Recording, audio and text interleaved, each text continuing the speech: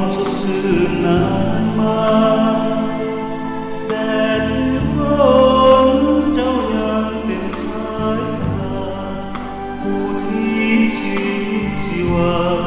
เยี่ยมมารดาเลี้ยงลูกในชูน้ำนา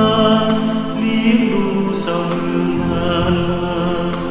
เหมือนเป็นบ้านช่างมาคู่กับทิมทานแต่ฟ้าใจหายแสนทรมานแรงพอแล้วก็แบ่งกันลำธารล้นจนเหลือฟังโอดหายฟ้าดินกดเครื่องมัวมอง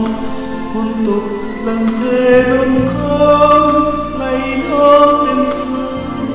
ปลาสัตว์จริงเขาขอไหลไปกับข้าวน้ำตา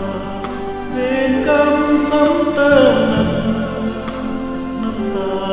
ลงสองแก้มต้องทนจันเส้นอยู่ถึงหลังคาบนถึงพี่น้องเรามาช่วยเข้าป่าพออยู่